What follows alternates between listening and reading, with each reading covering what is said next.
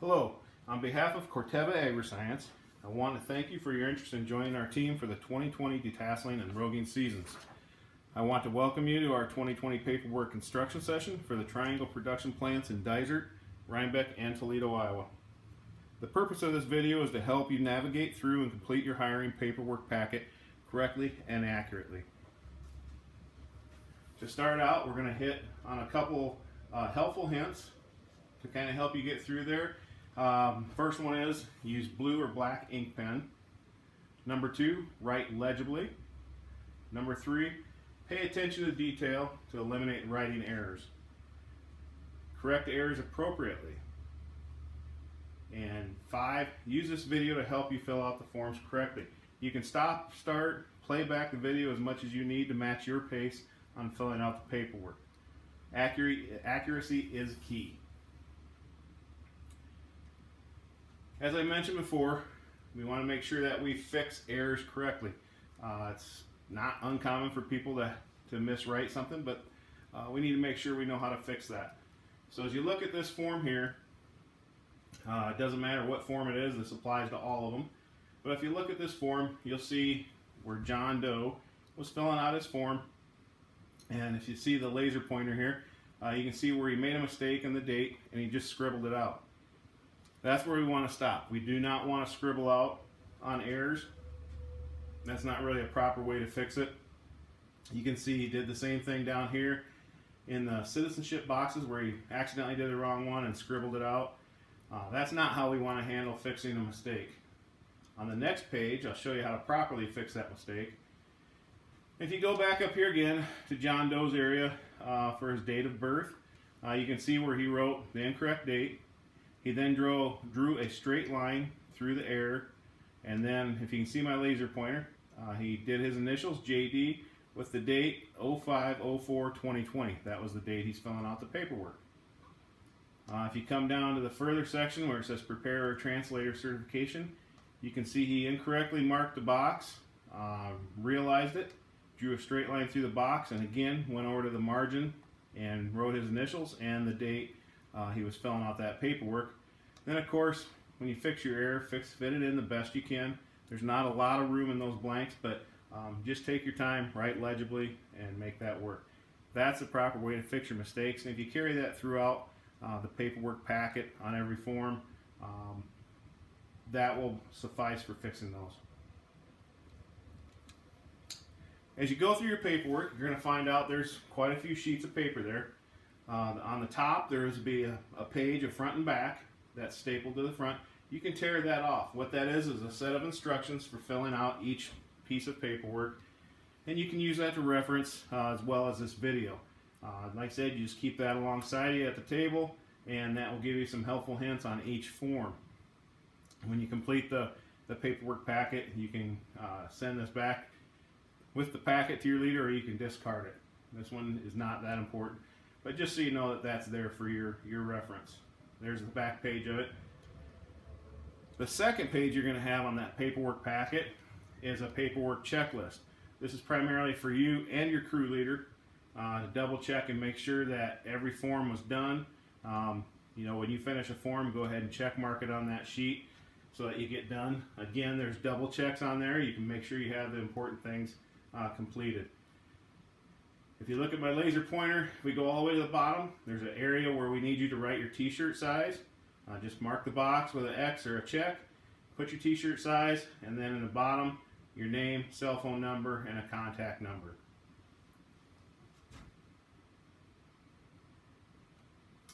Okay, so we're going to get into the forms. The first form that you're actually going to get to in your packet is called your application form. So you should find this, make sure it matches up. As you get to filling this out, pretty simple information. Again, watch for my laser pointer up at the top here. In this section up here, this is just your names, address, phone numbers. So we want your full name. So in this case, it's Susie Ann Pioneer. Okay. She's got her street address, her city, state, and zip. And then on phone numbers, we would like a home phone. Everything's different now that there's so many cell phones. Very few landline phones anymore. Your home phone can be your phone, your personal number, The alternate phone can be your parents' number, but the one thing I do need you to have is a home phone for you, a contact number, and then an emergency number that we can call in case the employee would get sick or maybe injured, or if we have some sort of thing where we have an emergency response. We'd like to have that number available. And if you would, over in the margin on the right hand side, if you write the name and relationship of that person so that we know if we ever have to use that call or use that phone number and call, we'd like to know who we're calling. Below that, you'll see where if you're under 18 years of age, you need to add your birth date. And then here you can write your school in that you attend if it is applicable, and then your pickup point. If you know what your pickup point is, go ahead and fill it in. That's something you may not know right now. You may have to get that from your crew leader. So if that's blank, that's okay. In here it says contractor's name. That's going to be your crew leader's name. So make sure that you put that in there. That'll help us keep the paperwork matched up with the appropriate crew leader. Just below that, you'll see a little series of 4 questions that you need to answer. Please take the time to answer each one accordingly. And the next section down, it asks what you're applying for. If you're going to be detasseling, mark crew detassel. If you're going to be roguing, mark crew roguing. Okay? Pretty simple there. On the next section down, you'll see where it says forwarding address after season completed. And on below that it says, please check if address will be the same as above. So if your address is going to be the same after the season, that's fine. Leave that in there and check mark it.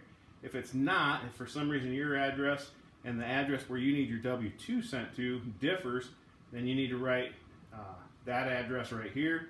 Do not check that box. Moving forward, you're going to see job requirements. There are 4 job requirement items that you need to read through. On the 4th one, please read through that. Make sure you answer the yes or no question, certifying your ability to perform the duties of the job. After that, read through this little verbiage here. You're going to put the date and sign your name. If you're under 18, then we're going to have a parent or guardian signature and date right there. With that, you are completed with your application form. We'll move on to the second one. On this form, this is your I-9, so this is the form that we use for employment eligibility verification. It's a fairly important form to get correct and accurate. Eliminate the writing errors as much as possible, and make sure you follow the instructions very clearly on this one. We'll hit on a couple items as I walk you through it, but you're going to fill in your name. I apologize. You're going to fill in your name, last name, first name, middle initial. If you have any other last names that you've gone by, you need to enter that there, okay? It's not very common, so if you do not have one, that's fine, but don't leave that box blank. Go ahead and put an N/A in there as it shows. In fact, that goes for any box in this area. If you don't have information that goes in there, please write N/A.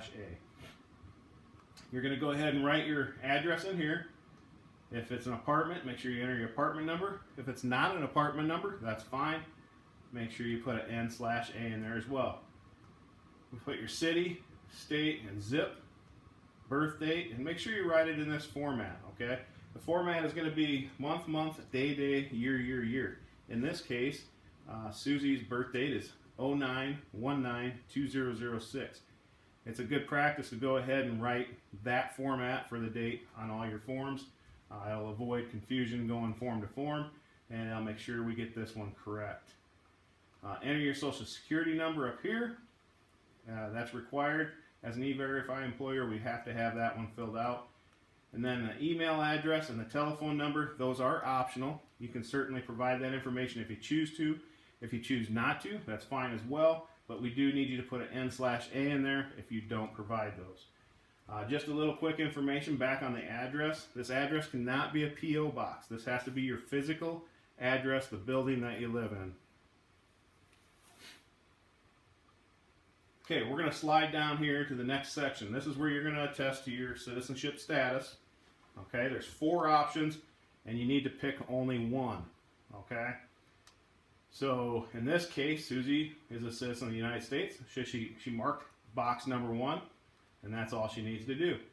If you are any of the other statuses, you should know what you are and go ahead and mark the appropriate box and supply the appropriate information if it applies. Once you complete that, you're going to come down, sign, and date. Again, paying attention to the format and the date. If you look at my laser pointer here, again, Susie filled out her paperwork on 05/03/2020. So make sure you write it in that format, please. You come down to this next box, and since Susie did prepare her paper all by herself, she did all the information entry and did everything signed and dated. So we're going to mark that box, I did not use a preparer or translator. Now, in some cases, whether it's a parent, a grandparent, or somebody helps the employee fill this out for whatever reason, anytime somebody else fills this information in for the employee, they need to come down here and we need to mark that second box that states a preparer and or translator assisted the employee in completing section 1. If you see my laser pointer down at the bottom, this whole box, all these boxes here need to be filled in by the person that did that information entry. The employee will still sign and date, but we also need the translator, the preparer or translator to fill in their information in that bottom. And again, check that box there rather than that one. At this point, once you have that all done, you're done with this form. There are 3 pages of the form, but on the second page, what you're seeing right here, your crew leader will fill this page out. Okay, you don't have to do anything on that side. The third page is simply a list of acceptable documents that you'll need for verification. If you can catch on my laser pointer over here, you have List A, List B, and List C. List A identifies both, or verifies both your identity and your employment authorization. So items such as a U.S. passport or passport card, a permanent resident card, or alien registration receipt card are fairly common, but it can be any one of those items in that column. That will suffice for all the information you need to provide as far as a document. It does have to have a photo, so you just need to make sure we have that. If you don't have a List A item, that's fine. You can go over here and you can provide a List B and a List C. The List B are documents that establish your identity. In some instances, it may be a driver's license, it may be a state-issued ID card, it may be a school ID card. Those are all options that we see, but it can certainly be any one of these items as long as it has a picture. They're valid. Now, Corteva, as an E-Verify employer, we cannot accept any identification that does not have a photo. So if you look down here where my pointer is, there's a section that says, for persons under age 18 who are unable to present a document listed above, they can provide a school record or report card, clinic, doctor, or hospital record, daycare, or nursery school record. In this instance, with Corteva being an E-Verify employer, we cannot accept 10, 11, or 12. Okay, so you really got to focus on something that's a photo ID, and it has to be unexpired and valid at the time you present that. If you go over here to List C, the second document that you have to provide, it's one that establishes your employment authorization. All right, that can be a Social Security card, or it can be a birth certificate, or any one of these items on the list. That will complete your I-9 forms. The next form you're going to run into is a W-4. Okay, this is your employee withholding certificate. This is what helps us determine what your withholding is for taxes. In most cases, our detasselers are young enough that this is really their only job, or you don't have a lot of jobs at your age, but there's also adults that detassel. So we'll go through both instances. In some instances, you do not have to have federal taxes withheld from your check as long as you qualify to be exempt. To be exempt, you have to be single, okay? And in this current year, not make over $12,400. So if you meet that qualification, and you also did not have any tax liability in 2019, okay? So in other words, if you didn't have any tax liability in 2019 and you don't expect to have any in 2020, you can claim exempt. If that's the case, you're going to come down here. You're going to see an area, if you can see my laser pointer down here, just under section 4C, there's going to be a yellow area there. You can write the word exempt, okay? Once you've written the word exempt, come up here, fill in your name, first name, middle initial, last name, social security number, address, and you do not have to fill anything in C if you're claiming exempt. Okay. Once you've done that, you'll come down, sign your name, fill in a date, and if you're claiming exempt, you're done at that point. If you need to figure out your allowances, figure out your withholding, all right, that's a whole different thing this year with the new form. There's several steps you got to go through to see what applies to you. There's steps 2, 3, and 4 that you'll need to work through. And we are not accountants, so we won't advise you on what you should do here. I would suggest very strongly using the resources available. As you look right here, it states several resources that are available. One is a website, www.irs.gov/W4app, and that will give you the most accurate picture of what you need to put in there. The other one is a worksheet that's attached to this. A couple items that are not written here. Quite honestly, you could use a professional accountant if you have one or you know one. That's a good resource for you to check with. Or you can even go on YouTube. You can YouTube or find a YouTube video how to fill out the W-4. There's some very helpful resources there. But, if I go over to the next page, you will see that there's general instructions on the back of the W-4. Okay, here it is about the exemption from withholding and how to do that. But for those of you that have to figure out your withholding, there's very specific instructions right here to cover on steps 2, 3, and 4. You can see where 4 might be optional, but you need to work through those and see what applies to you. The next page there, page 3, is the multiple jobs worksheet, and then also step 4 deduction worksheet down here that can help you figure out those items as well. And then there's the table that you'll use in conjunction with those instructions. Going back to the form, all right, so if you do need allowances and you do need to claim your dependents and make adjustments, you're going to make sure that you put those items in the blanks as you're instructed to. All right, once you're done, make sure that you are marked the way you're going to file, whether it's single or married filing separately, married filing jointly, or filing as head of household. Again, come down here, sign and date the form. At that point, you're done with that. And we'll move on to your next form. Again, we're going to do employee withholding certificate, but for the state of Iowa this time. So this is determining your state tax withholding. Again, we'll visit the topic of claiming exempt. In Iowa, there's 3 things that qualify you to be able to claim exempt. The first one is if your status is single and you're going to make less than $5,000 and you are claimed as a dependent on someone else's Iowa return, you can claim exempt. The other way is that if your status is single, your net income is less than $9,000 and you are not claimed on another person's Iowa return, you can also claim exempt.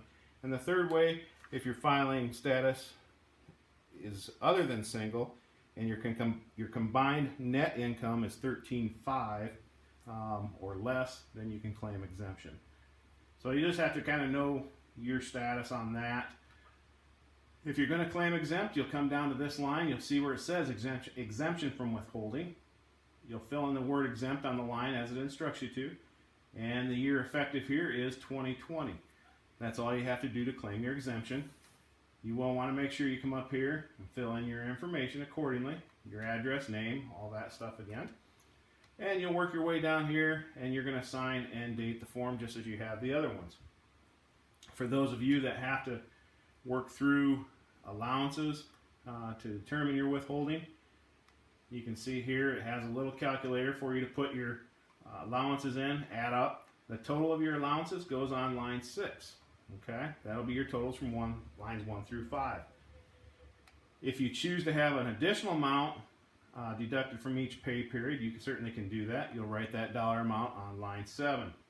On page 2 of this document, you'll find instructions for doing all this again. If you're curious about claiming exempt and what those determining factors were, you'll find them right there. And then there's also instructions here having to do with allowances and what to do there. Again, whatever you do, whether you're claiming allowances or claiming exempt, Make sure you fill all your information out, mark your marital status, and then sign and date.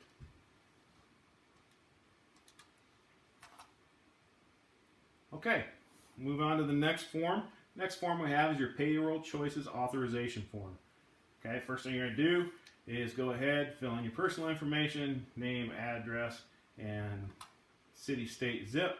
The one thing we ask here is that this is your mailing address now. Okay, so if you live at 123 Smith Road, as Susie does, but you get your mail in a P.O. box, we need the P.O. box address on this one instead of the location address. Pioneer can pay you in 3 different ways. The first option we have is a payroll debit card managed by a company called RapidPay. Functions just like any other debit card. It gives you an account. Okay, when you get the card, you'll sign this up, and eventually, once we get your paperwork processed here at the office, we'll send you in the mail a debit card with instructions on how to set it up. It has a bunch of information in there for you to hang on to, but it allows you to set up that account. Once you start working and start making money, your wages will be deposited in that account and can be accessed very simply with that debit card. It's been growing in popularity for us each year we've had it. It seems to be very reliable and works well. Option 2 is direct deposit, another very reliable method to get your payment. All you're going to need to do is make sure that you select that. Come down here at the bottom. You're going to make sure that we get your bank information. If you can see my laser pointer down here again, you'll see there's a checking and savings. Make sure you tell us which account it's going into. We'll need the bank name, the routing number, and the account number. With that said, both of these payment options require an employee signature, but they also require a parent or guardian signature if the employee is under 18. On the third option at the very bottom, you'll see that's what Susie chose in this particular case. And that's just a good old-fashioned paper check that gets mailed to your address as listed above. There's no parent signature needed for that. That's kind of the default option. So you're good as soon as you sign and date that one. Just a reminder, these will be deposited directly. Those funds are available on your payday, which is usually Friday. And the paper check will get mailed, so you'll have your payment when the mail gets it to you. They are issued out every Thursday. Paydays are on Fridays. And you are paid weekly as a detasseler. Next form you're going to run into is an allergy information sheet. Basically, we just want you to read through these. The cornfield, once you get out there, there's a lot of opportunities to inflame your allergies. You may not know you have allergies till you get out there. You may know your allergies and it may worsen them. You just never know. So this is just some good tips on what to do, what to be aware of, and just understand how allergies play a role in this position of detasseling or roguing. Once you've read that, you're going to sign, date, make sure you print your name, sign your name, and date it. And the same with the parent guardian if the individual is under 18. This will remain in the packet with us when you return it, so just keep it stapled together. You're going to see this sign pop up as one of your pages. Okay, that's just simply saying that, hey, there's something coming up on the back side of this that you need to pay attention to. As you can see, the next page you will need to tear off for you to take home. The first page is the emergency contact list. Please give this list to your parents or keep for you for reference. If for any reason you get home after you've been in the field and realize you might have had an injury during the day and it has gotten worse since you've been home, you will need to call first before seeking treatment. If it is a dire emergency, seek help first, then make the call. Second page is about heat stress, and you will need to read about the entire page, some helpful hints on staying healthy and hydrated while in the fields. We'll take a look at that right now. So as you can see, just as advertised, there's a little letter here that kind of explains our commitment to zero injuries, our commitment to the health of our workers in the field, and we understand that things can happen and things may surface after you go home that you didn't think was very serious, but we want to make sure that you get the appropriate care. Down below is the numbers that I mentioned. You start But the first one, try to reach them. If you don't get contact, just move your way through the calling tree until someone answers, and we can give you assistance and help you out with your situation. On the back side of that is the heat stress prevention sheet. Just really good everyday knowledge that will help you out a great deal working in the heat and humidity that you'll run across during the summertime in Iowa in a cornfield. So please just keep that for your reference.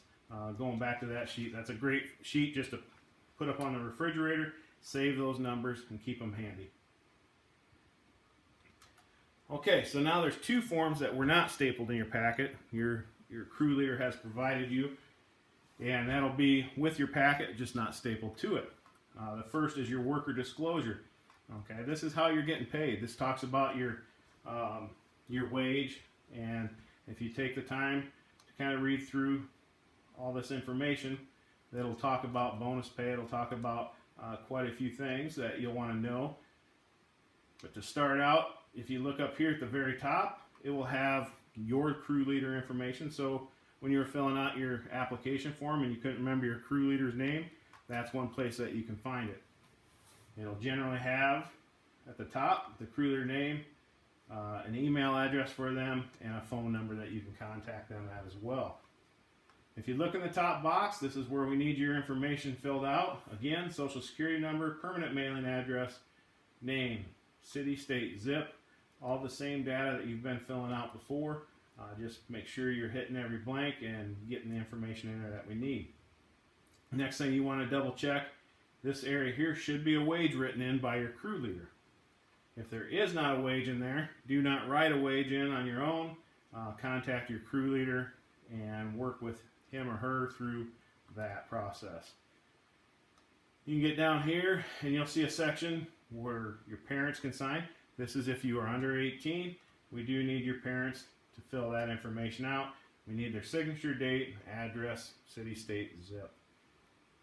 You will come down here. There again is another certification question for you to answer, yes or no. You will sign and date.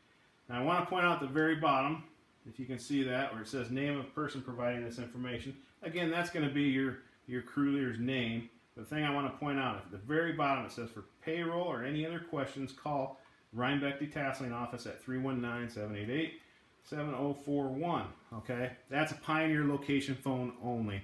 So if you're working for the Dysart plant or the Toledo plant, obviously you're going to have a different number, but that should be on your disclosure as well. That should be a number that you can contact and help out with questions you have. The last form that you need to look at now is your worker addendum. Okay, so this is an addendum to the worker disclosure. It kind of clarifies payment information that is not in the worker disclosure. Real simple form to fill out. Up here you're going to write the day that you're filling this paperwork out. Make sure, obviously, you're going to do the day of the month. You don't have to write it in the old format. But if you look at this particular one, it talks about a couple different items. It talks about different wage rate that gets paid, and I will touch on that shortly. And then you come down here, it talks about the bonus to be paid at the end of the season if you qualify. So each leader will have their bonus structure that they pay on, and it may vary in the amount, it may vary in the ways you earn that. So if it's not stated in the worker disclosure, this is where you'll find that information. Once you read that, you can come down, fill out the left-hand side, print your name, sign your name, last four digits of your social security number. You're going to date it, and then if you're under 18, again, we need a parent's signature. The section over to the right where this says John Doe, this is going to be your crew leader. Okay, so they'll fill that part out for you. You don't have to do anything there. Now, we'll go back up here to the other pay rate that you'll earn. So, on your worker disclosure, if I go back to that, you're going to have a wage in there. Let's say it's $9. So, when you're getting paid $9 to pull tassels, that's the time that you spend in the field. Okay, you get off the bus, you start walking the corn, you're pulling tassels, doing your second checks, whatever it is. When you're working for that contractor in the field, that's what you're making. And that comes distributed out of his contracts, okay? The other wage rate gets paid directly by Corteva, okay? Not the crew leader, but by Corteva. All right, so you're going to make a minimum wage rate in Iowa. Currently it's $7.25. When you're getting paid for that is when you do training. So we'll do a first day training typically. I'm not sure how it's going to look this year with everything going on, but you will have a training session that you will have to sit through and go through before you hit the field. At that point, you're going to be paid for that. Whether it's an hour, hour and a half, whatever it is, you're going to make $7.25 an hour for that. You're paid for your round trip travel. So from your pickup point, from the time you leave your pickup point to the time you reach your first field, Corteva will pay you for that at $7.25 an hour. From the time you leave your last field and drive back to your pickup point or drop-off point, at that, if you want to call it that, that is what you'll be paid $7.25 an hour on as well. So you're being paid the entire day. It's just a little bit different rate.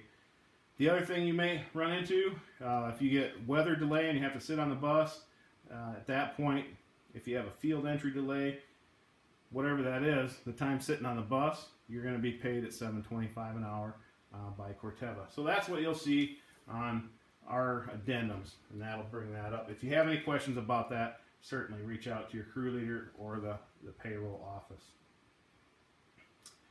With that said, that's the last of the forms that we have for you to fill out. I want to thank you for, again, your interest and commitment to join our teams as a detasseler or roger. The job you do is extremely important, and we really appreciate having you join us this year, and we wish you well. If you have any questions, please contact your crew leader, and we will go from there. They can reach out to the person they deal with on a daily basis at their individual sites if they can't answer your question. So again, thank you and good luck.